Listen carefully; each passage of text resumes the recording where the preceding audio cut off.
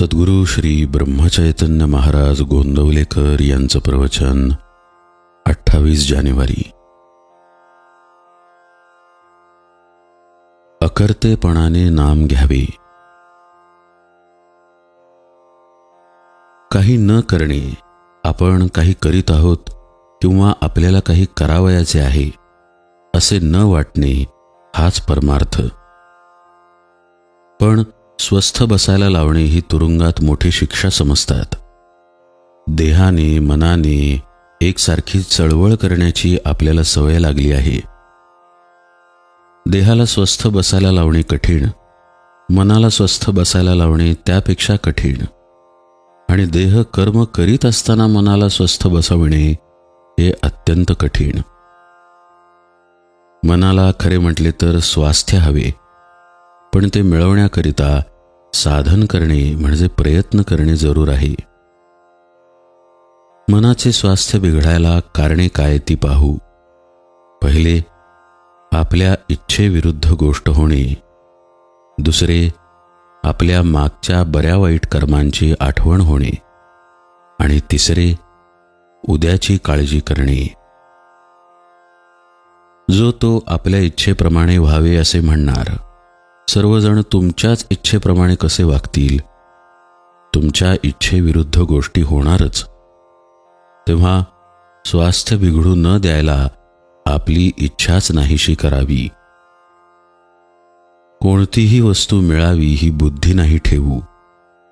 हाव सोडावी, लोकांची आस सोडावी. अभिमान सोडून कर्म करत राहावे.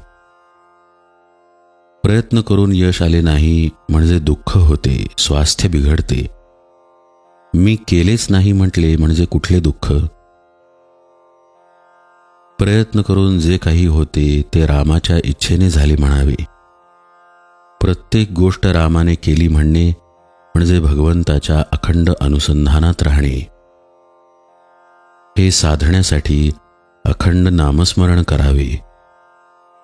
जे झाले, जे होते आहे आणि जे होईल ते भगवंताचेच आपल्या हिताकरिता करणे आहे, आपण करते नाही असे मानणे, याला अखंड भगवन नामस्मरण पाहिजे. सारांश, जे जे काही झाले ते ते भगवंतानेच आपल्या हिताकरिता केले. उद्याची काळजी भगवंतालाच आहे. त्याला काय योग्य वाटेल ते तो करील.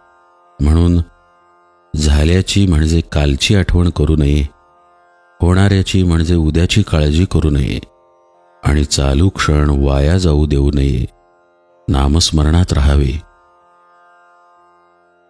सगळ्या प्रपंचात खरी विश्रांती असेल तर ती नामस्मरणातच आहे.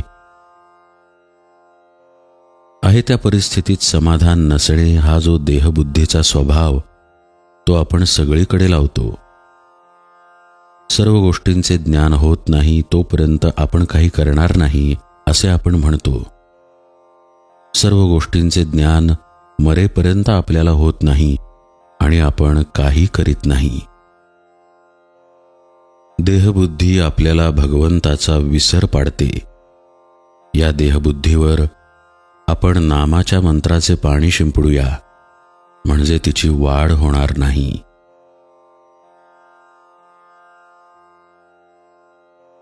मन परमेश्वराच्या ठिकाणी स्थिर करावे आणि देहाने प्रपंचाच्या गोष्टी कराव्यात.